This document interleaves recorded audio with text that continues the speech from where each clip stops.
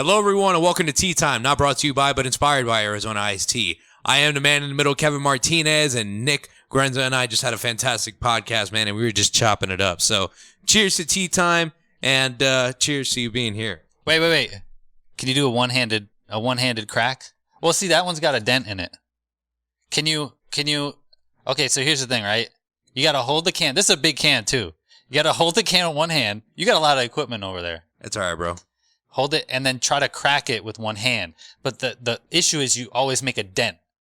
So where's that dent at? That dent's right here. Okay. So, we're starting out. All right. Easy money, bro. Damn it, I'm making a fucking dent. I'm making a dent. It's not so easy, is it? Damn it. It's hard, man. All right, I made it. Yeah, I made it then. I just cut my fingernails, bro. These are heavy cans, bro. These aren't. Yeah. I mean, like a Pepsi can. That's unique. I've never had someone ask me if I could do that. I got a little dent, too. Mine's small, though. I got a small little dent. I don't know if you can see it. Cheers, bro. Cheers. That's good. I haven't had Arizona in a long time. I love hearing that because it's like, yo, I just like brought that back to you, huh? Yeah, I feel like I can taste my childhood. Like you're a fucking kid. Exactly. I hear that all the time. I love it.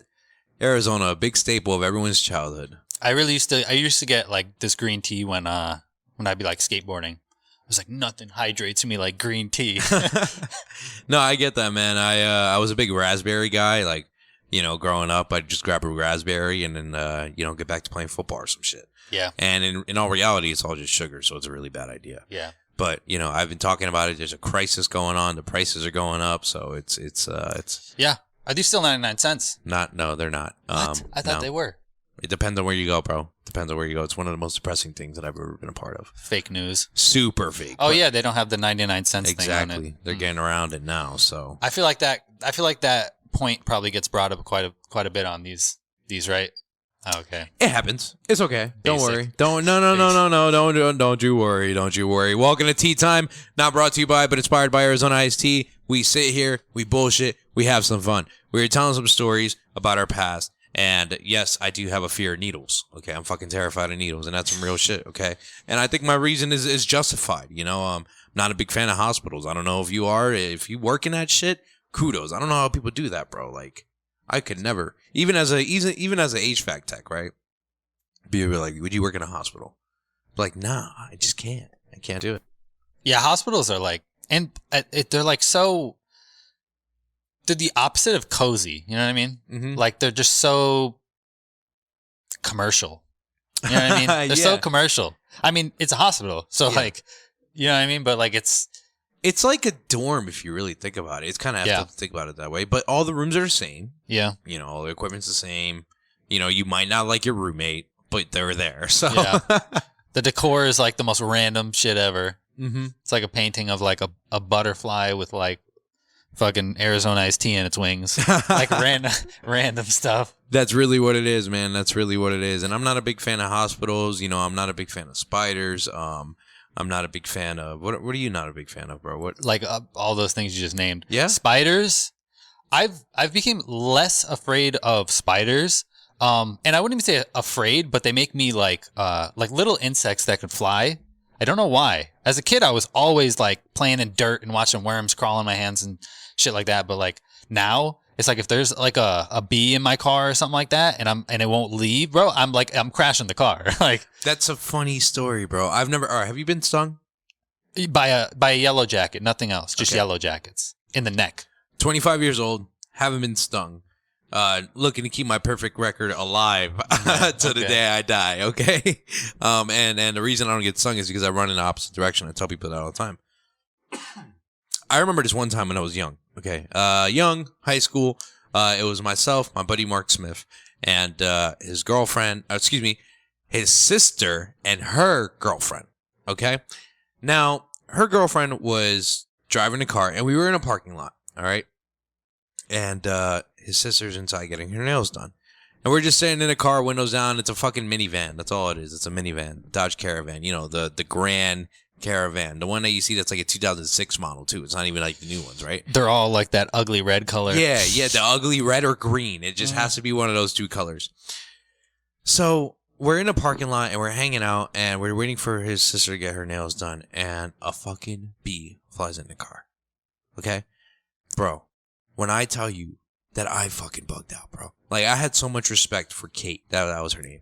But immediately, the first thing that came to my head was, drive, bitch. That's all it was. And I was like, oh my God. I was like, I'm so sorry that I called you a bitch. I'm like, drive, bitch. And bro, she didn't drive. So I hopped out of the car and we're fucking running around the car, trying to get away from this bee. And dude, like, I'm petrified. I'm terrified of them. I don't know why, bro.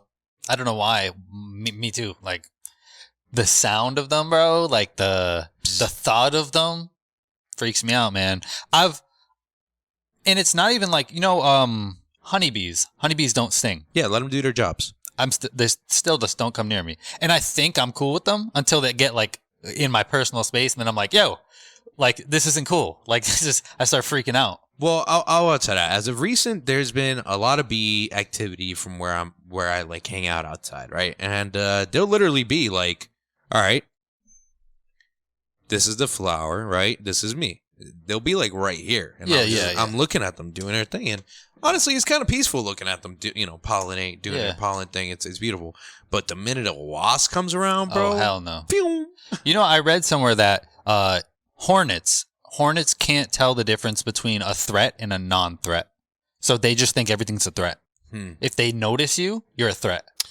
Imagine a life as a freaking hornet. Right? That's trust issues 25/8. Yeah. That's some trauma issues. That's like generational trauma. Think about it. The hornets have been fucked up for so long that they can't trust no one, not even themselves. Think about that, bro. Think about that. You were talking about something earlier, and I want to bring it back because I thought it was great. Oh, okay. Putting your hands in the dirt, fucking around with all these animals, these little critters. We did it when we were young, and now when we're older, we're looking at it and we're like, damn, like I probably shouldn't do that. Yeah. And I think the reason that happens is because society forms us to not want to do that. And I constantly refer to this book, Outwitting the Devil. I constantly refer to it. And I really think that is the reason why we don't look at things as we used to. Because society and reform and school and structure have taught us that being an animal and liberating, and think about it, because when you were young, with your hands in the dirt, what weren't you doing? You weren't thinking. Yeah. You weren't thinking. Mm-hmm. Now, if you go to put your hand in the dirt, what do you do before you do that? You think. You think, is there water around? Can I wash my hands? You think, what the fuck is in that dirt? You think, oh, what if I get ringworm? Back then, you didn't think about that because you were living free. And that's the crazy part about being grown, bro. You're robbed of a lot of, how should we put it? Life experiences, because you're afraid. No, you know more. But yeah, no, I see it. because you know more, and you're afraid to be judged by other people. You know what I mean? Mm-hmm. You're robbed of those experiences. When you become older, a lot of people are robbed of that childhood. Yeah, for sure. Yeah. And like, I'm a germ freak. That's why, like, I 100% attest to that. I'm like, I ain't sticking my hand in there. Mm-hmm. I don't know what that dirt's been. Meanwhile, it's like, it's just been in the ground. It's just been in the ground, A little dirt, no hurt, it never hurt. So, no, that's just what I think about, man. I think about life constantly, all the time, all the time. Yeah. And I just sit there and I reminisce, and I love it. I love it, man. So what do you think about on a day-to-day basis, bro? What do you constantly find coming back around your head? Mine is just like, I don't want to sound like a fucking conspiracy theorist or anything, but it's just like, what am I not seeing? What is structure to me that maybe it's so normalized to me now that back then it was actually crazy. But unfortunately I fell into the trap, and now I'm a part of this normal structure, which probably shouldn't even be. There probably shouldn't even be a structure, Okay. I see that. I can relate to that. What was the question again? Just like, what do you ask yourself, or what do you constantly? What's on my mind? Yeah. What ideas constantly pop up in your head? It's all work related, like work, not my full, like my job related, but it's all like creativity related. Or I guess money too. Not to sound conceited, but I mean, I don't have a lot of money. You know what I mean? I'm doing good, but like, yeah, just the thought of like I guess a better way to put it would be like, what's my legacy? You know what I mean? What's my what am I going to leave behind? How am I contributing to this world? Like if I go to work and then like my day job, and then I come home and it's like I have no edits to do, I have no gigs lined up. How am I going to be productive? Because if I'm not productive, then I'm not doing anything. You know what I mean? Mm-hmm. Like I said, I went to California for a week to shoot that show. We only shot for the show maybe 3 days out of the 6 or 7 I was there. But the days I wasn't there, I took my camera everywhere, and it was like I was in content mode. I was like, I need these photos because I need this for this. Like majority of my time in LA, I was looking through the camera. You know what I mean? So, you mentioned legacy, right? Trying to leave a legacy. And, from what I was just gathering about you before I met you, okay, was that your legacy is your name. I feel like you try to make your name the household name. And it's just the way I see it, Nicholas Grunza 570 Films, like it's a pretty unique name, and I could see that, and I could see that within you. Am I wrong to say that? No. And that's like a lot of people, they brand themselves as they come up with a clever name or something like that. But I guess I just, in this aspect, I like my last name, like Grunza. I feel like it's a nice. It's not too long where people won't remember it. You know what I mean? But that's like I've been contemplating dropping the Nicholas and just doing like Grunza Media, okay, or like Grunza Films. I had an idea for another one, another name that's I'm not gonna say it because like someone's gonna take it. But yeah, it's basically it's my name without having my name. It's like a sort of a mix mash in a sense. But yeah, I wanted to like drop the Nicholas because it's like, even though it's Nicholas Grunza, it's not just me. You know what I mean? Like it's my family's legacy. It's the future that's gonna come. My ancestors, and I don't know. I like having the name. No, I like that too, because I mean, like, okay, so me, like, in a sense, my legacy will be the Middleman Podcast. That's what I'm hoping my legacy will grow to be. Yeah. That I will be the man in the middle. You guys hear it all the time. I am the man in the middle. What is a legacy? Kevin Martinez. Oh, you mean the man in the middle, the Middleman Podcast? That's his legacy. Grunza Media, whatever. Oh, you mean, but the cool thing is like, your name is your legacy. You see what I'm saying? Mine, on the other hand, would be an identity. It's still me. Yeah, you get detached from it. Yeah, exactly. Yeah. And that could be a good thing too. Be a great thing, because like, in the case of, let's say in a perfect world for both of us, and our stuff like completely blows up,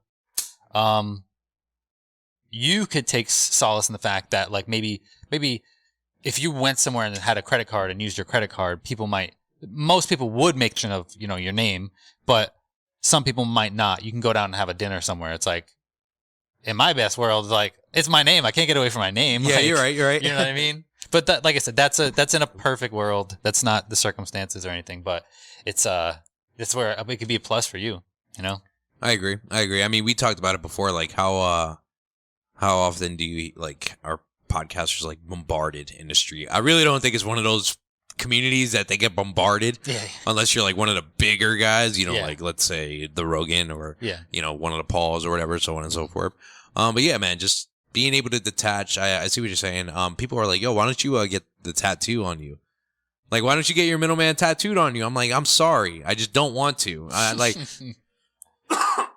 if I make it thousands off of it, sure, cool, it's been a success. It is a success still, you know what I mean? Yeah. But I'm not willing to get my tattoo of my business on me just yet, okay? My one friend made a suggestion. He said, yo, so I have a hangman tattoo on my tricep here. It's in regards to my name. Okay. It's spelled Keven. Yeah. So 2 E's, and I give you the 2 E's. So, and it's just hangman tattoo. My buddy Mario was like, yo, bro, I got a way for you to put the middleman on you, but it not be your logo. I was like, okay, what's your thought? He's like, so if you do a stick figure and another stick figure and then have another stick figure and then have an arrow pointing at the one in the middle. Okay. There you go. And I'm like, oh, great. So I'll just add more fucking stick figures to my body. Yeah. No, I don't think I would ever get that tattooed. No, probably not. Whole body's just like sticks. Imagine a whole body full of stick figure tattoos. Why'd you do that? Oh, I just liked it. It'd be like the unknown in Pokemon. Oh, yeah. You know, Entei and all them. But, we're going to sign off with tea time here, Nick. Cheers to tea time. Thank you for being here. Thank you for having me. It was a pleasure.